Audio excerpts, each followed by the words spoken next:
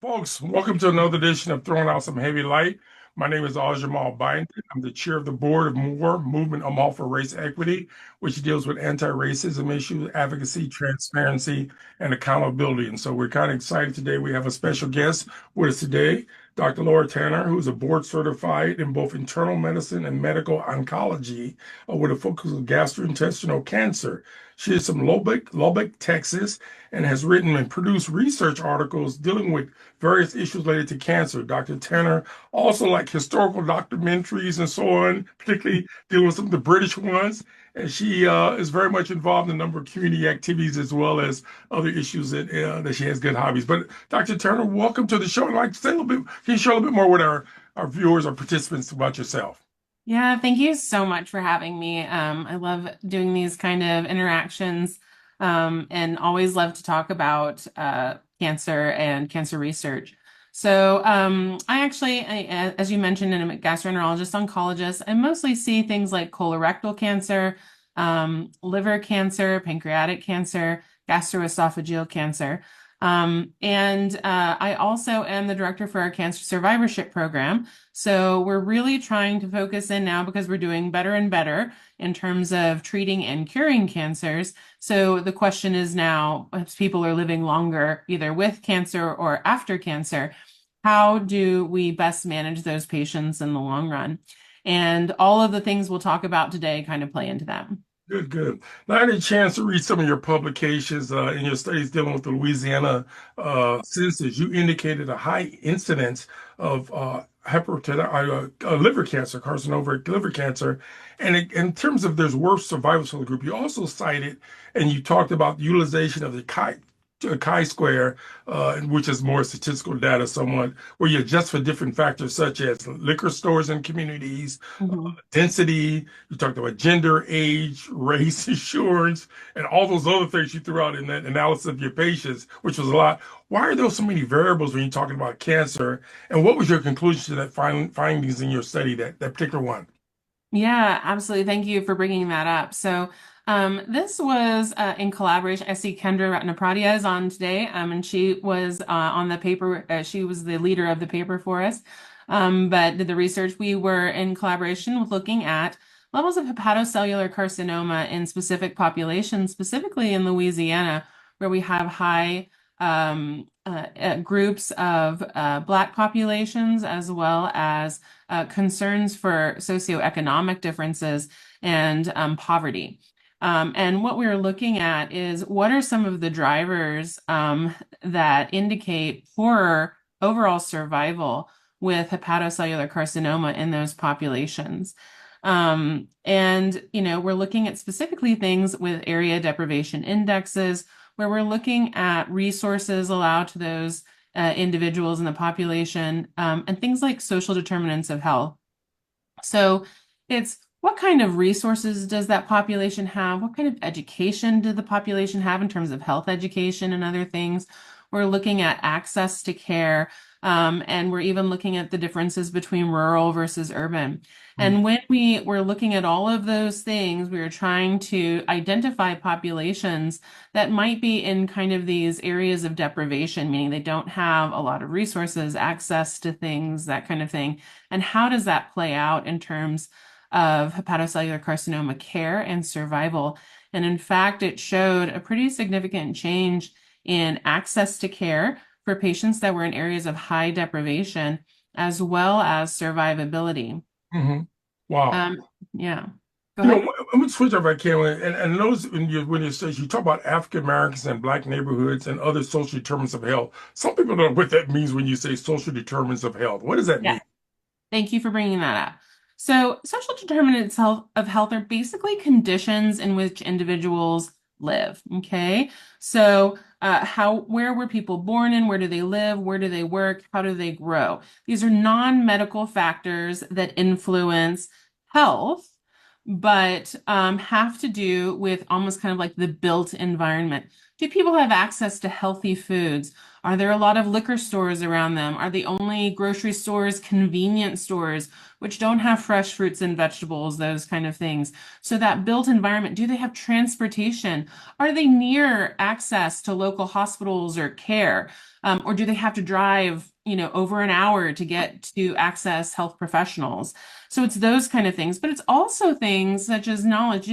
Have they been educated in medicine, in health? What are healthy foods? What are physical activities that they should be doing? What kind of education have they had and how to take care of themselves? And it's also things like beliefs, right? You'd be amazed at populations that play a significant role in terms of beliefs in the healthcare system. So there are populations that don't believe in vaccinations. There are populations that don't believe in modern medicine. And so those all play a role in survivability and how patients do overall in terms of their healthcare. Right. No, surprising. In one of your studies, you talked about only 1 out of 3 people get help, which I was surprised there, despite having insurance, because I thought insurance was a major factor. So many people assume that they have insurance and will receive better and quicker treatment. But my question is, why those numbers? I find those kind of strange.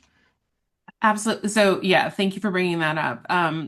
This has been researched back. I think the initial paper was back in 2013, and it was a bombshell of a paper Mhm. because we looked at specifically cancer patients and access to care depending on insurance and survivability. Okay. And they compared private insurance versus Medicaid. So that's low income insurance versus no insurance at all. So they have no insurance and they're trying to get access to care. And all of these patients had been diagnosed with cancer and they were looking at survivabilities. And like we did in the previous study, they compared variables. So they took things that might be influencing the survivability of cancer patients and they compared those across so that those variables were not affecting things. Okay. And everything else being the same, patients who had private insurance had greater survivability than Wow. patients who had either Medicaid or no insurance. And when they looked at the curves, the Medicaid and the no insurance were very similar, almost even overlapping. So Wow. the question was, if these patients have Medicaid, they technically have insurance. Why are those survival curves not better, right? Because we know private insurance made a statistically significant difference in survivability in cancer patients by Mhm. having that insurance versus not. Why didn't Medicaid do better? The problem is Medicaid is what we call a safety net insurance. So a lot of individuals don't get Medicaid till they're diagnosed with cancer. And at the time of that diagnosis, now we're putting them into the system. We're trying to get them access to care. Everything is delayed. Okay. Wow. They didn't have Medicaid prior to their diagnosis.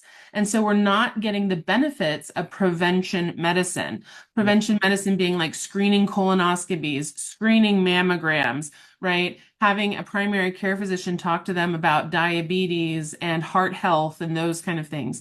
So these patients are just getting into the system because they're being diagnosed with cancer and they have low socioeconomic incomes. And they're getting Medicaid now late in the game, right? So we're Mhm. probably diagnosing them at later stages. But on top of that, they're having huge delays in care because Wow. they didn't have that insurance to start out with. So even though patients could be technically insured, if they're not getting the benefit of the prevention, if they're not getting the benefit of getting in and quickly getting care because there's that delay of getting them insured, Mhm. then they have those poor outcomes. In your study, you indicated that some patients derived in terms of the quartile base. You said they had the shortest survival time in that. And then when you use that word, what do you mean when you say individual level and social determinants for those risk factors in that particular group? What does that mean? Say that again, In other sorry. words, when you're in one of your studies, you talked about in that small quartile, the small one, which is the worst, they had the shortest survival rate. That's the Louisiana study, I'm thinking. When you Yeah, adjust for the socioeconomic background and so on, and the clinical risk factors, why is right. they in such a bad situation? Is it what you alluded to earlier? Well, it's probably because those social determinants of health play into some of those increased risk factors that cause those patients to do poorer. So, Okay. some of the things that we had basically compared were things like in hepatocellular carcinoma patients were things like having hepatitis C, hepatitis B. And we saw higher rates of those hepatitis B and C in those individuals that were in areas of higher deprivation, Wow. right? Other things were consider socioeconomic factors, access to insurance, access to care. Rurality was a big one. So in these areas of deprivation, you have these other things, and because they're areas of deprivation, all of those things probably play a role. So areas of deprivation by themselves may not necessarily cause poor health, but the things that you are depriving those individuals of, potentially treatments and access to hepatitis B and hepatitis C, or having appropriate insurance, or being rural and not having access to close healthcare, all of those things do then play a role in that survivability. Mhm. So I had done some research in South Texas, specifically in hepatocellular carcinoma, looking at rates in South Texas, which is a predominant Hispanic population, which has higher rates than in other locations. And it's because of the higher rates of hepatitis C and hepatitis B in those populations. Hepatitis C now has curative therapy, Wow. okay? But those therapies cost on average anywhere from $60,000 to $80,000 for the 12-week course of therapy. And the vast majority of those patients that even have insurance still potentially pay a copay of anywhere from 20 to 30% out of pocket. So Wow. you're talking about substantial costs. So this was a significant decrease in getting those patients that kind of care. And because we didn't treat those patients with their hepatitis C and cure them of their hepatitis C, they now come in with hepatocellular carcinoma a decade later.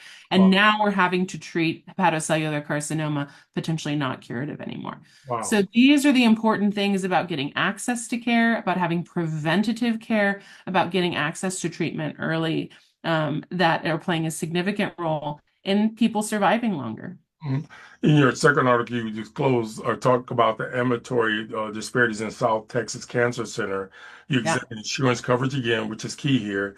And you exactly. noted a fourfold increase in the first scheduled care. And also, what does that mean when there are policies and social change that could affect this study? What does that mean? Yeah, absolutely. So that particular study was looking at access to supportive care for cancer patients. Okay. And at the time, I worked at what we call a safety net institution. So it was an institution Well, where we, hold on a second. What is safety net? I never heard yeah, that term. What does that mean? Safety net what is, does that mean? yeah, Yeah, help me with safety that net. one. Mhm.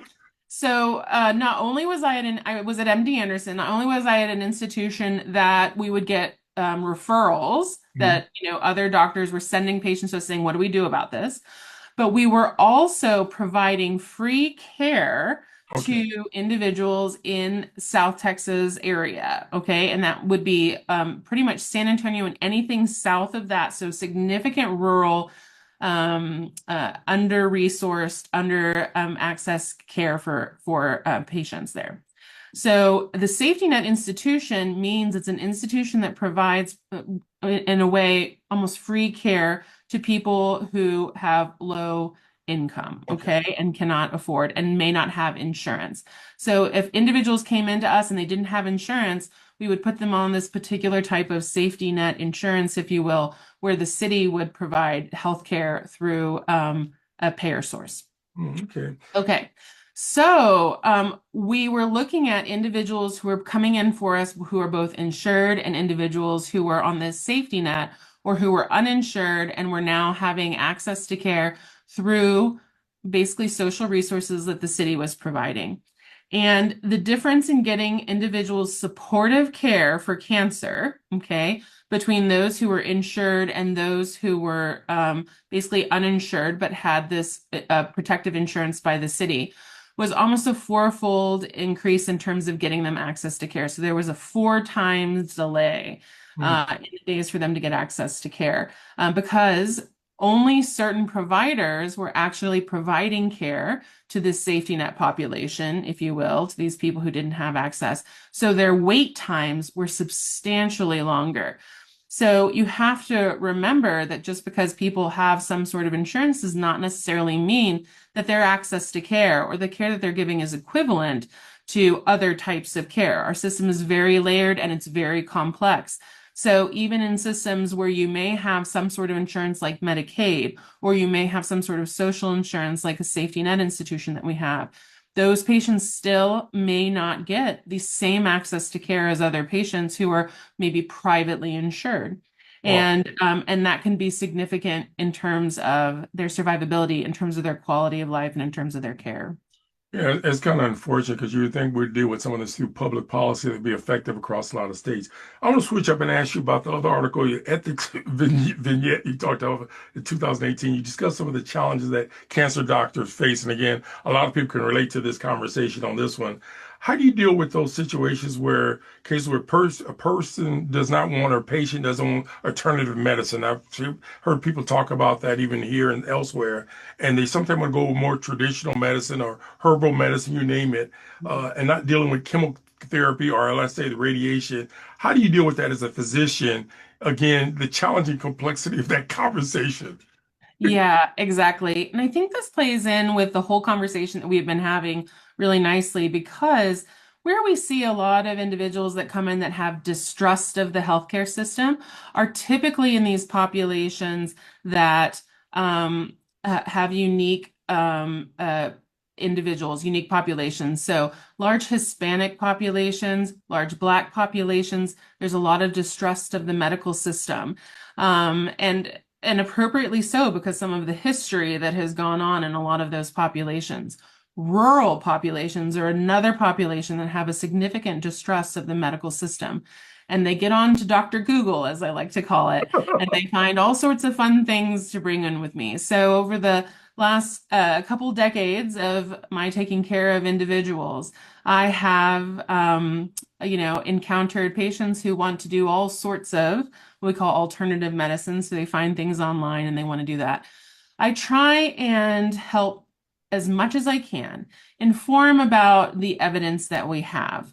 But I don't necessarily want to belittle people's ideas or their hope for help with some of these things. And I think what this paper that we wrote talks about is how hard it is to kind of walk that line because you want to maintain that relationship with the patient so that you're there to support them. But you also try and want to be as honest and open about the concerns that they may spend a lot of money on therapies that are not beneficial, and they may get harm from that and miss out on therapies that are beneficial that do have evidence base. Okay. We are seeing more and more individuals come in with these quote unquote alternative therapies that Mhm. have no evidence to them. And I try and have a very open and honest conversation with them about my concerns for the efficacy of those therapies. But if patients persist and really want to try, I try and walk with them through the process Mhm. and help them and support them in any way that I can. I've had patients try ozone therapy, hydrogen peroxide on their tongue and on the top of their head, which really just dyed their hair on the top of the head. Guava fruits from China, special teas from the bark of trees in Mexico. I had a patient that went down to Mexico to walk on fresh cut grass and eat watermelon, and that was supposed to cure his cancer. There's lots of things out there. So I just caution people, and I want you to know that when your physician talks to you about it, they're not trying to belittle your ideas, but they're just letting you know about what we have evidence for and what we don't have evidence for. And we just have to, walk with patients in the best way that we can to help them because there's a lot of autonomy to medicine, meaning that, every individual has the right to dictate some of their own healthcare. And we need to support that as well as best as we can without making sure we are not harming them, right? Right, So we also, as physicians, have taken an oath to not harm people. right. So I can go as far as comfortable for me where I don't feel like I'm harming someone and walking with them on their journeys. But I do want to try and give them the best information I can and the best evidence that's out there in terms of what we know to be effective. By clinical trials and the evidence that's there. As you mentioned that one of the things that I think when I was teaching at Methodist College, one of the things in particularly nursing and allied health is that oftentimes I have to mention Tuskegee and some of those historical issues Yes. that are going on. And there's still some issues that go on. We have these institutional review boards that are supposed to address some of that, but again, there are things that get away from different folks. And so you cannot Yeah. acknowledge, you have to acknowledge that to help some Yeah. people to And if alleviate. I could, since you brought it up, I think that's a really great point. It's things like Tuskegee that have had, I think, horrible, have just deprived the Black population of significant care moving forward because it was things like that that created a distrust with the medical system. And there are populations that do not feel comfortable signing up for clinical trials. And when I treat people as a physician, I use the evidence that is available to me. And if I have if I have multiple clinical trials that are all showing positive evidence for a disease treatment, but I don't have anybody on those studies that are Black, I'm treating them off of data from Caucasian Right. population. Right. And so I don't know because we don't have that participation in clinical trials. So one of the most important things in making sure we are appropriately treating a population is to have that participation in those clinical trials so we can have the evidence to say this is beneficial or this population has a different type of disease for whatever reason or a more aggressive cancer and we need to do other things that are special for that population to make sure we adequately treat them. So really trying to overcome some of these historical atrocities is so important Right. because we really need to get those populations enrolled in our clinical And it trials. also helps in terms of the survivability of people and able to get through those trials and figure out medicine and other treatment that could be helpful. We only got about 9 minutes left before I will open it up to the audience, but I'll get to a couple of these questions. In the past week, dealing with cancer and mobility and so on, various points of numbers of death rate and so on, survivability in Nebraska, there are racial data out there in our state that shows those disparities, different types of care and so on. But what are some of those things that you've seen in your practice that may have a racial impact of those different racial groups in our society, or particularly in our state? Yeah, Have you absolutely. seen any of those lately? Oh yeah, all the time, really. So, one of the things that we have noticed with especially our Nebraska population, we have higher rates of pancreatic cancer, especially in our Black population. Wow.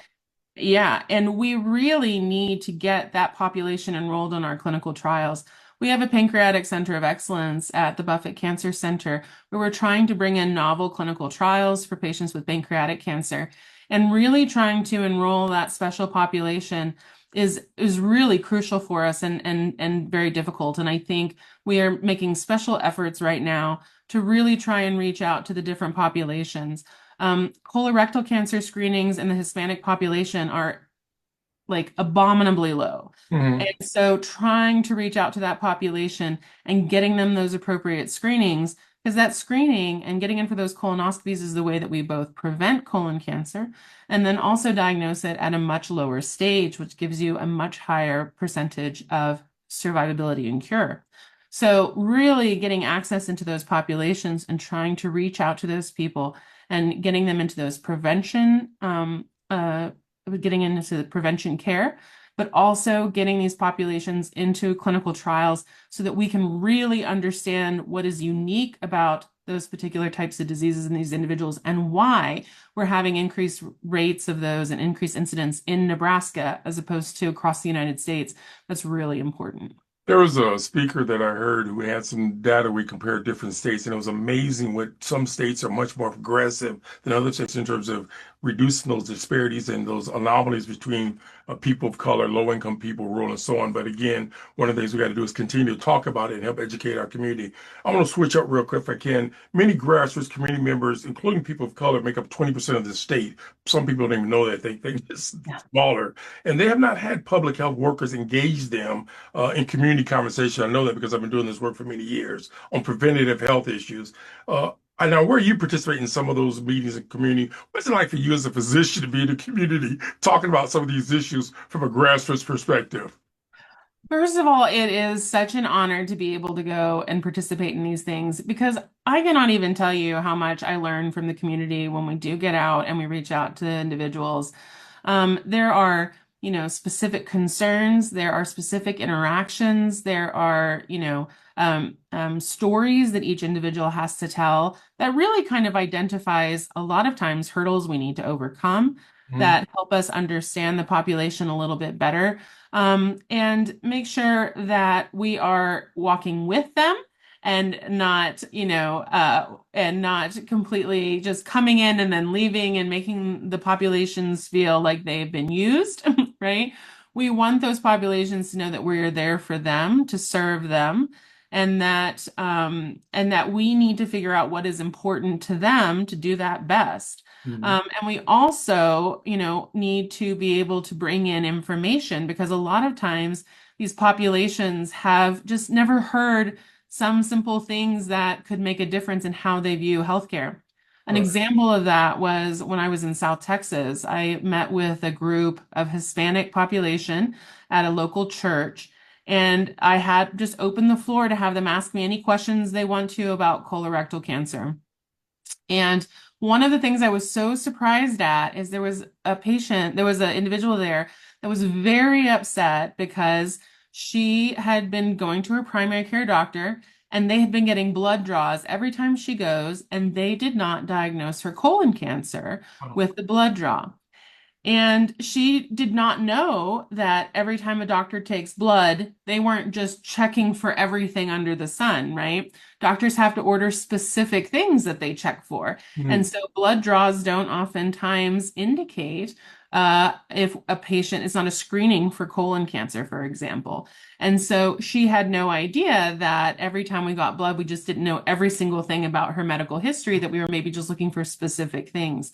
So it's having those interactions with the population that is so important because that day she was able to understand a little bit more about the healthcare system and didn't feel like we were abandoning her. Right. But also, I understood that I need to be better at educating my patients about what I'm actually doing when I'm drawing blood, when I'm getting tests, what am I checking for, so that they're aware of those things. So I can't express how important it is to go out into the populations and to hear what people have to say and to hear those concerns. I participated in a meeting and an African American was talking one day about the causality of cancer and threw out some words like beef, chicken, and so on. And again, it was one of those issues that came out. Some people may agree or disagree. And again, a few weeks later, there was another meeting where people discussed chemicals addictions or chemical issues in agriculture, things like that. Heard that. And so my point is, are there any definitive studies you're aware of that says that eating red meat or chicken or living in certain areas, you were going to higher incident of cancer and chemicals and things like that? Is there some studies out there like that? Yeah, we do. This came out about 5 or 6 years ago. The American Society of Clinical Oncology National Meeting was a big to-do. Basically, any association with red meat increases your risk of colorectal cancers as Wow. well as some other cancers. We used to think it was just like grilled meat, things with nitrites, maybe lunch meats, but now it pretty much is any red meat, whether it's anything from raw to well done. All red meat can increase your risk of colorectal cancer. So the national guidelines mention trying to limit red meats to less than about 18 ounces in a week. Okay. So you don't have to Wait, hold, completely translate this 18 ounces. There's some of us who grill every weekend with lives and tell me about it. so on, but help me with this. Oh, that's kind of like a restriction of my whole culture. What do you mean? I know. Hey, I practice in Texas and they're serious about their brisket. So I totally get it. I know that's hard to do, but it is just kind of like everything in moderation. So we're not saying you have to completely cut out the red meat, but we do have to be more aware that we don't want to be eating it every day. And so we do recommend incorporating grilled fish and chicken Okay. into the diet or baked fish and chicken into the diet to try and kind of balance that out a little bit.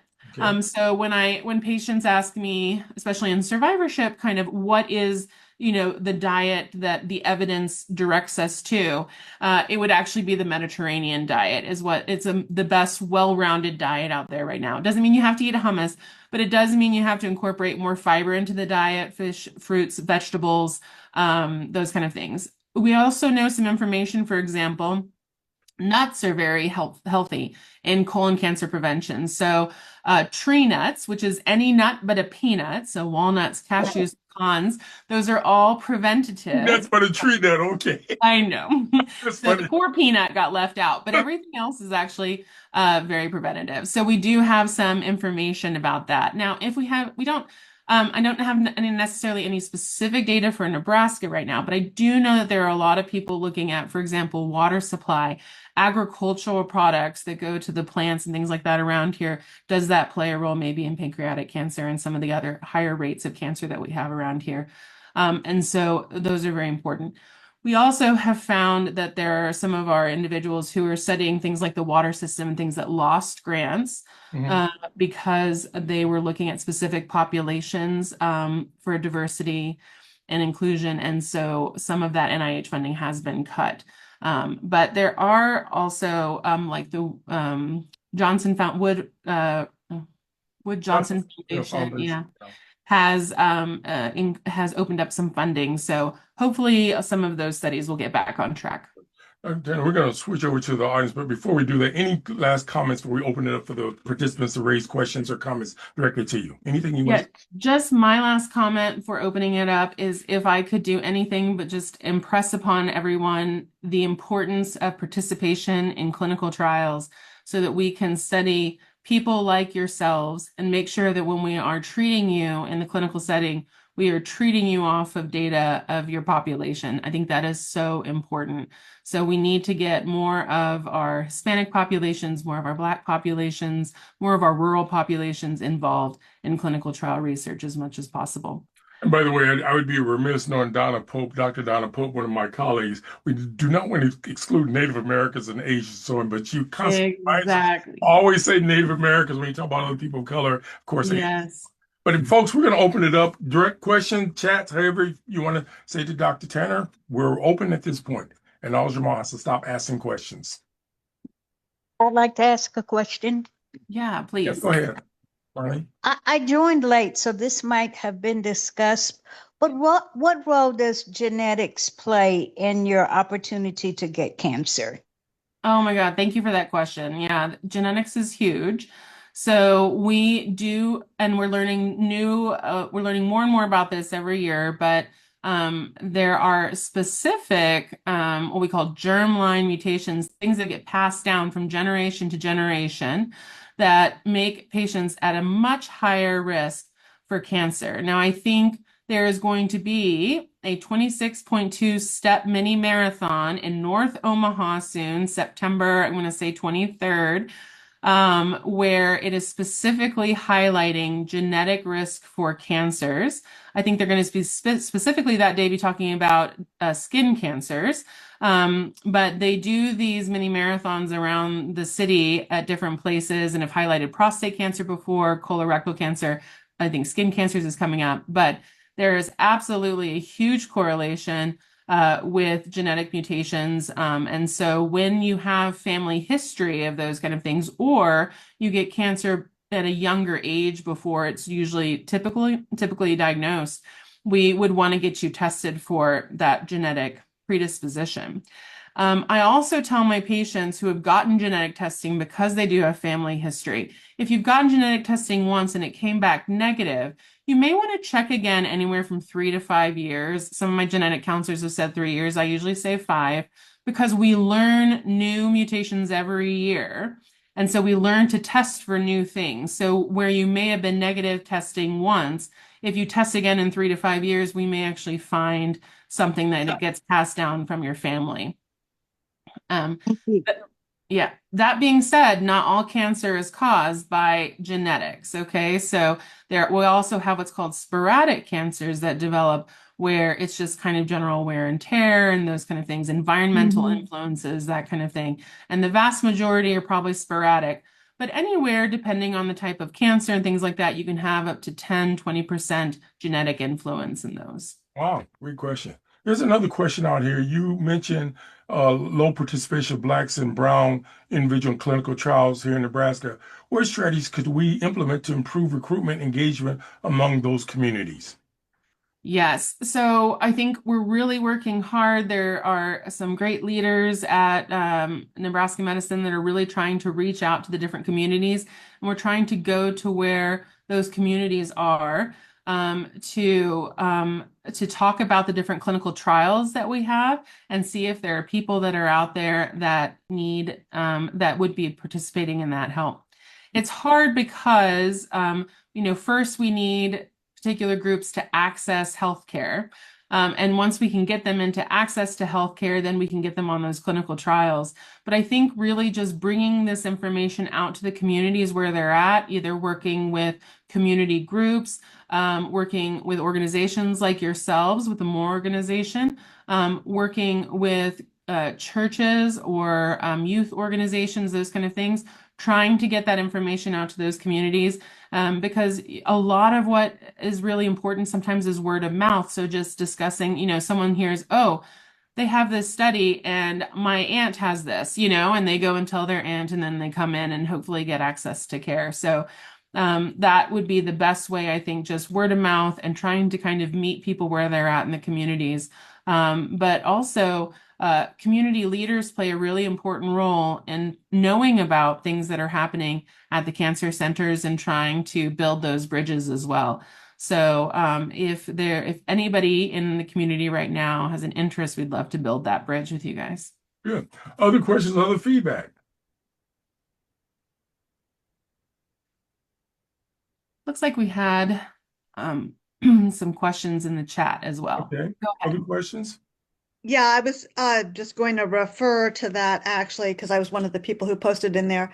I was following up on Nomi had a question about incentives and models that could, what do you think could promote preventive care? And my follow-up question is, what kinds of policies could we try to recommend as more? The organization in terms of, to the county, to the city, to institutions like the hospital system that you work for. How do we actually get policy change and as Nomi was saying, incentives and other kinds of models to incentivize preventive care? Yeah, no, this is a wonderful question. So this is exactly what we need to be doing, is really trying to change the policies that help support this. I think oftentimes one of the most important things in getting people access to care and changing things is changing the way that things can get paid for. A perfect example of that is telehealth. Insurance companies were not reimbursing telehealth, and so you had less than 5% usage of telehealth until COVID. Wait, wait, hold on, Doctor. Explain telehealth, because some people don't know what that means when you say telehealth from a grassroots level. What does that mean? Telehealth would be using something like this, like a Zoom Okay. meeting or wherever, where a doctor and a patient would get together over a video chat. Gotcha. And so, especially for rural patients, this is extremely helpful for people who live more than an hour or two away, so that I can have more interaction with them without them having to drive in every single time. And you would think in an area where we have almost 30% of our patients at the Buffett Cancer Center are rural, we would have more access to telehealth. And yet, telehealth did not really become a thing until COVID, and legislation was changed to pay for it. Okay. So the reimbursement of things oftentimes drives the care. And so we need to be very proactive about trying to get reimbursement for preventative services. You may be shocked at this, but insurance companies and Medicare and Medicaid do not pay for nutritional consultations for cancer patients. They will only pay for a nutritional consultation if a patient is a diabetic.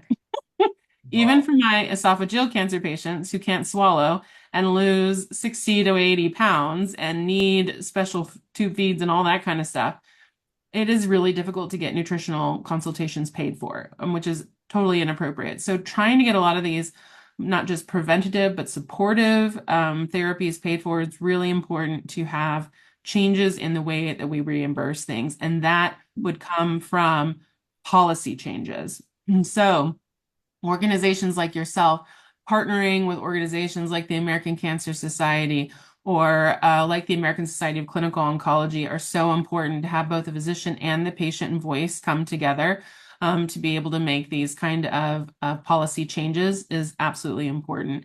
And a lot of these organizations have lobbyists. So if you guys reach out to them and let them know these are the things that are important to us, they can partner with you from a lobbyist standpoint to change that health policy.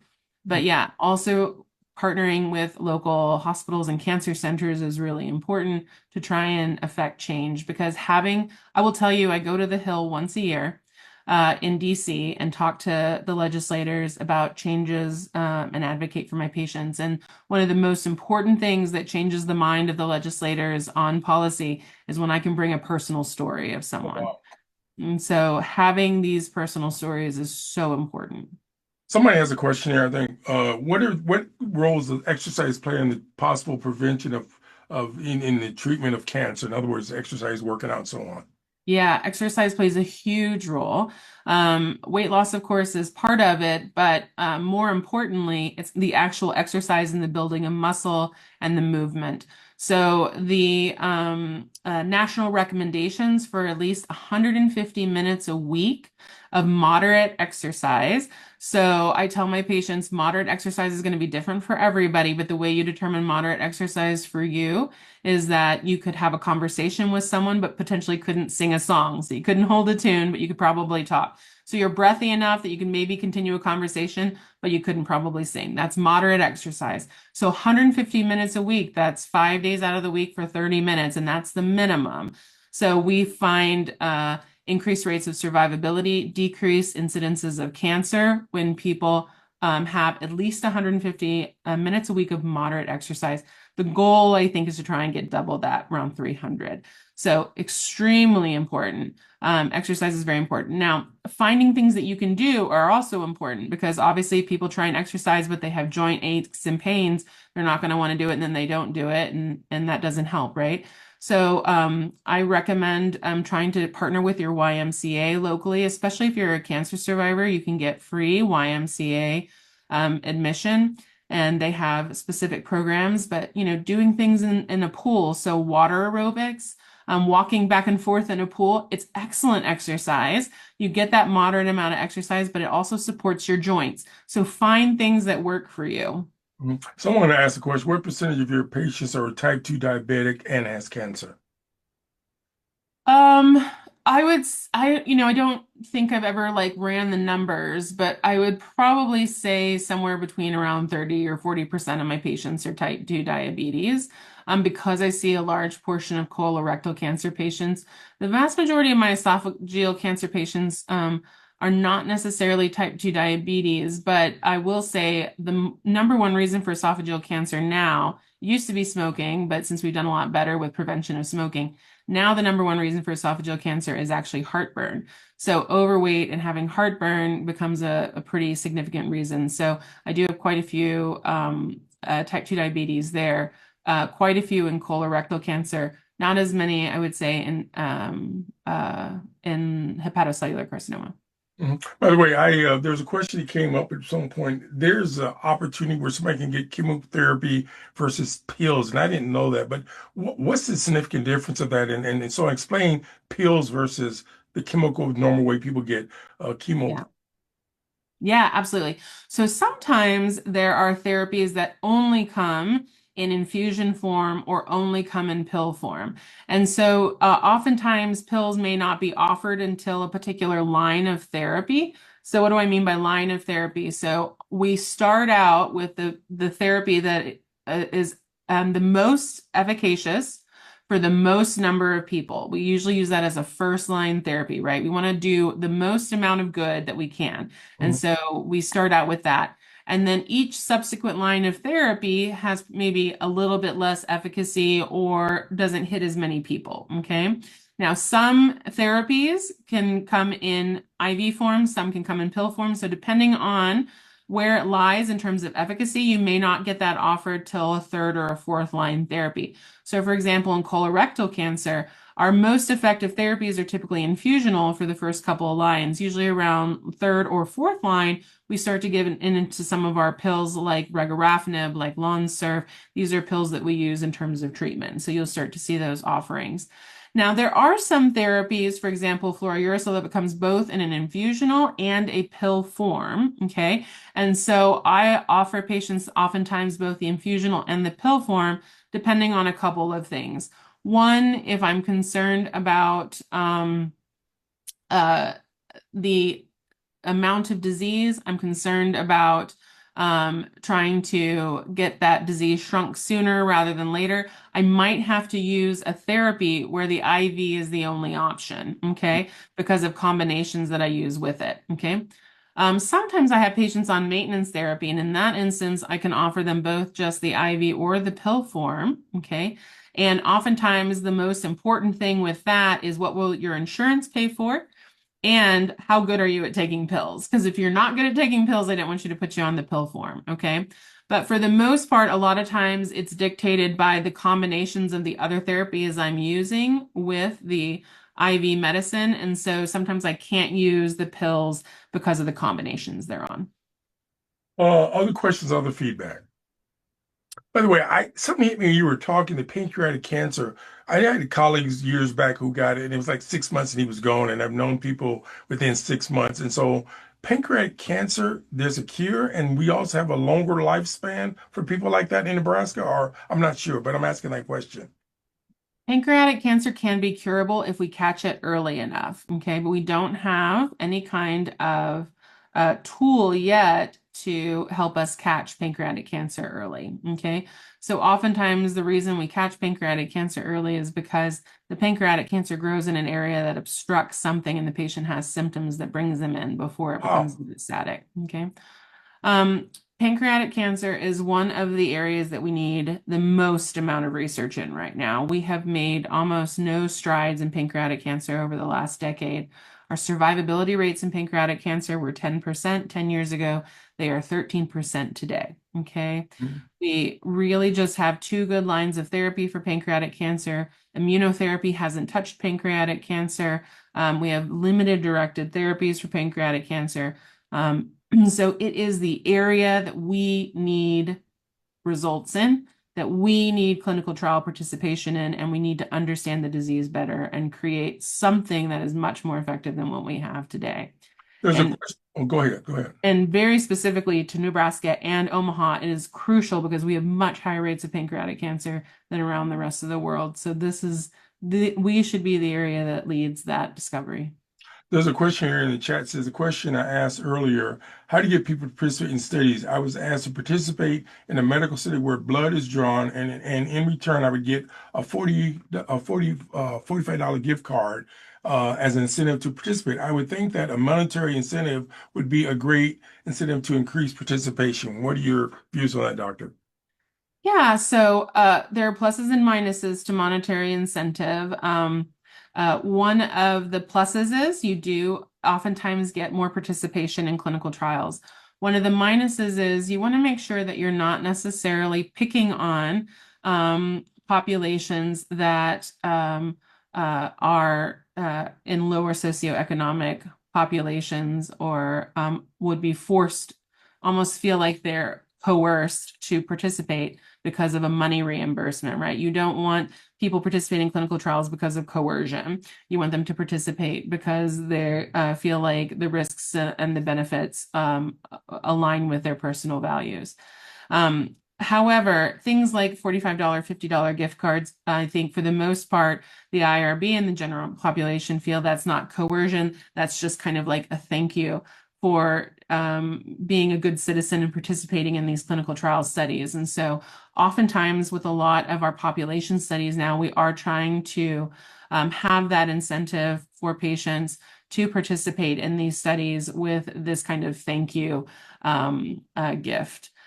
We have, when the monetary amount gets too high, you start to get into that coercion part where you want to make sure that, the people that are signing up truly because they want to participate and not because they're getting paid to do so, right? So that's kind of the fine balance we have to walk. By the way, I was reading your paper, and it was one of your colleagues' paper, and one of the issues that I keep running into is your number of participants and sometimes the lack of getting certain groups in the study.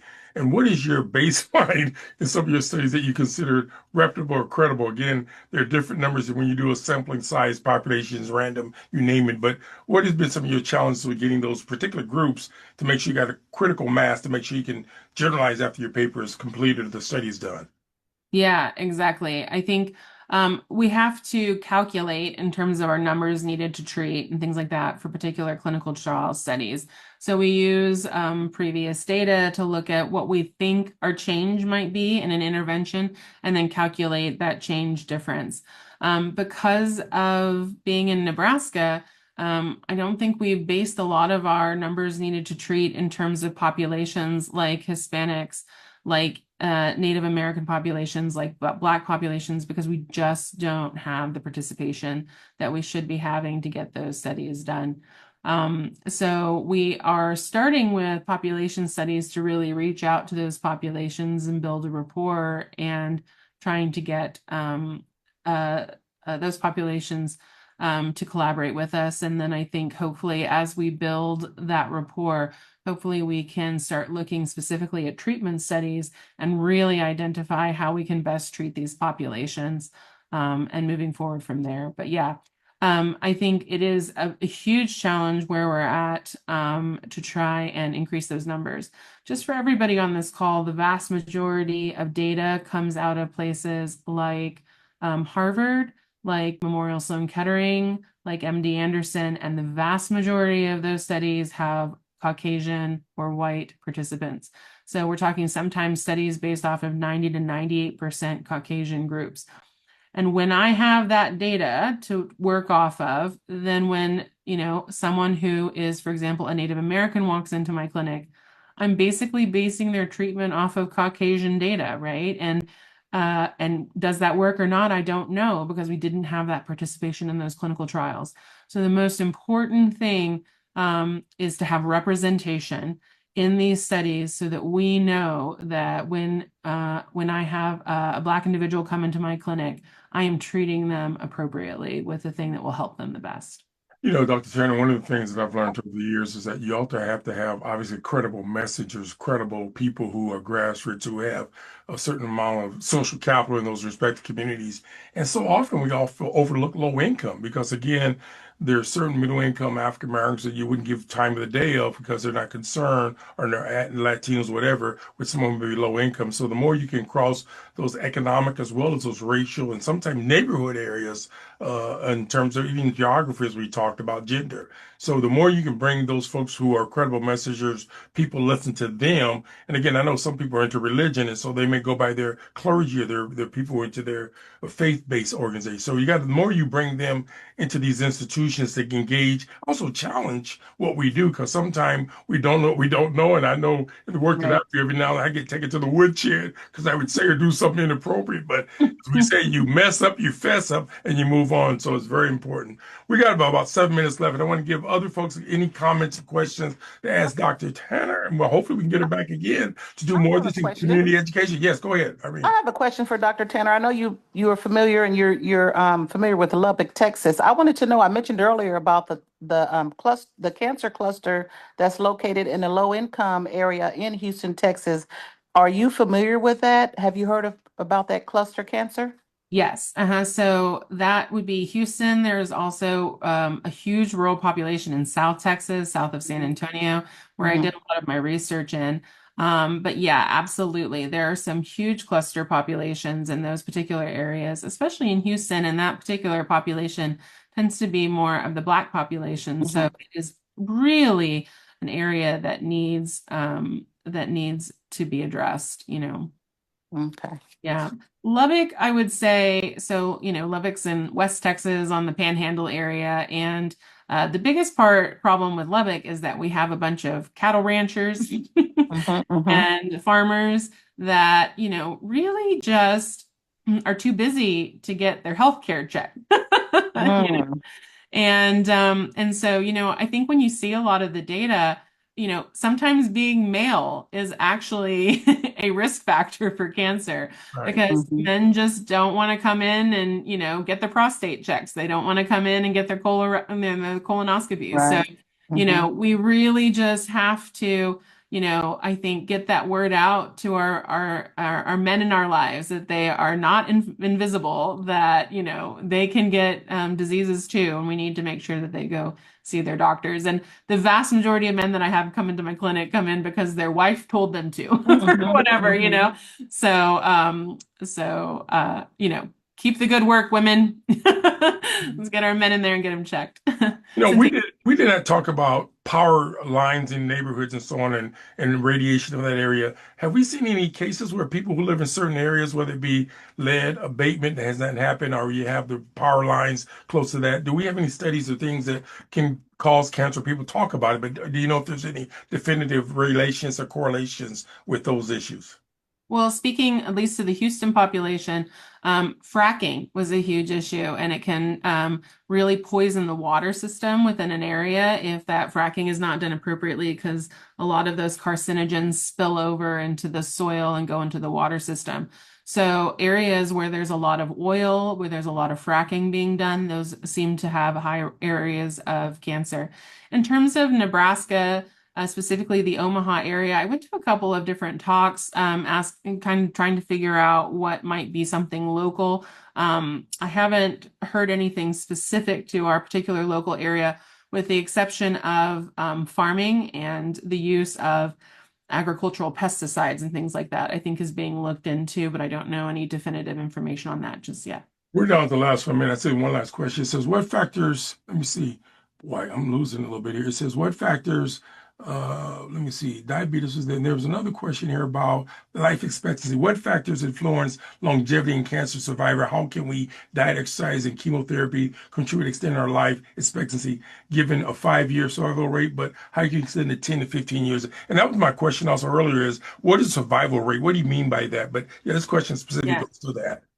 Yeah, this is a great question. So when we say survivability in 5 years, oftentimes we're basing that off of the fact that if people survive for 5 years, most likely their cancer won't come back after that. So they'll live a full life beyond that. So colorectal cancer is a perfect example of that. If we usually get people out to 5 years, the risk of developing colon cancer becomes the same risk as the general Oh, population. wow. And so that's what we're talking about. But yeah, um, exercise, diet, and we really don't want you to do fad diets. So I've had a lot of people that go on fad diets with Atkins and other things that can really affect your kidneys, because your kidneys are working overtime with all that protein.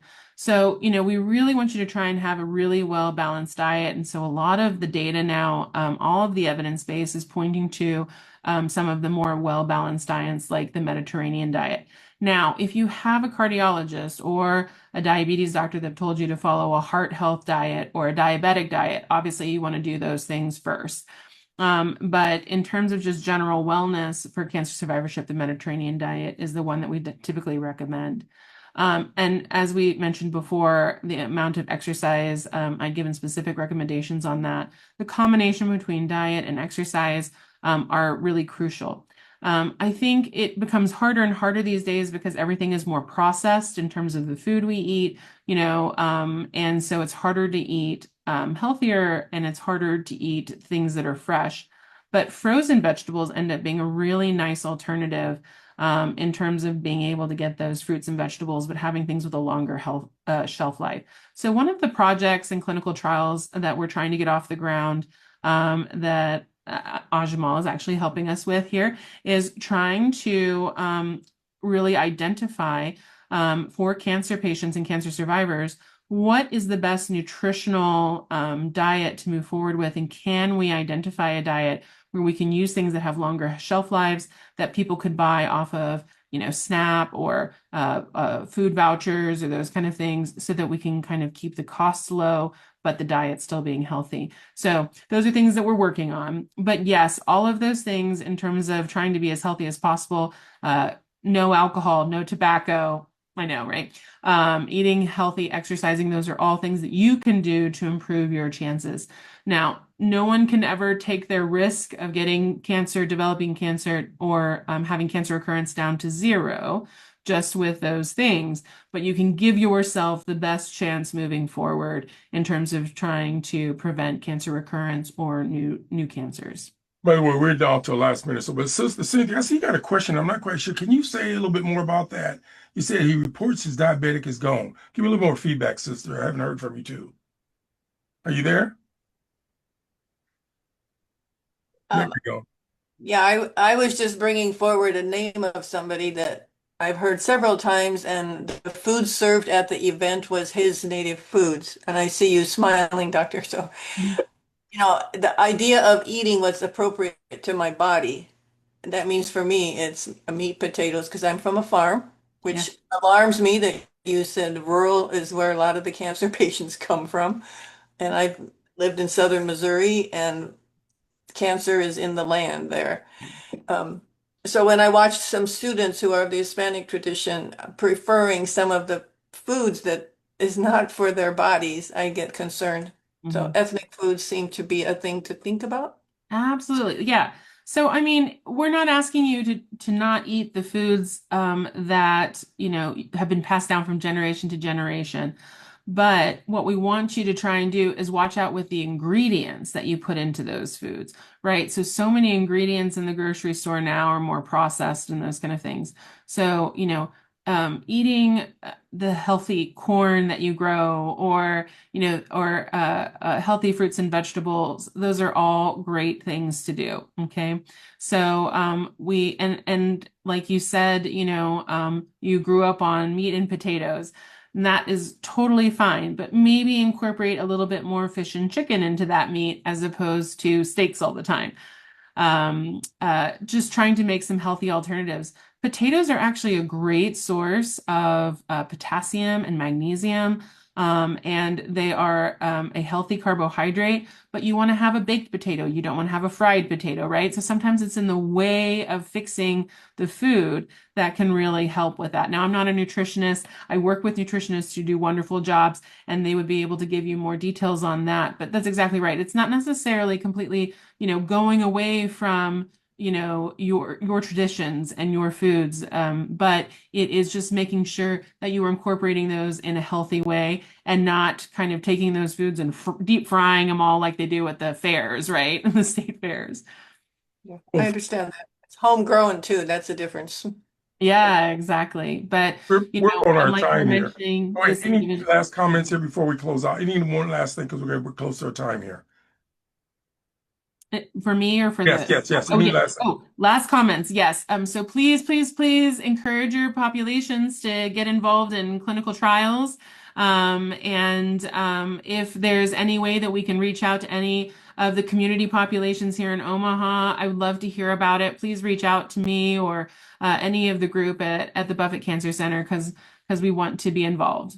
Well, on that note, Dr. Tanner, we appreciate you coming on today, giving us a great grassroots perspective of some of these issues and working with us on this. And we hope that folks have learned a lot from this conversation. Hopefully, we can have you back again at another point.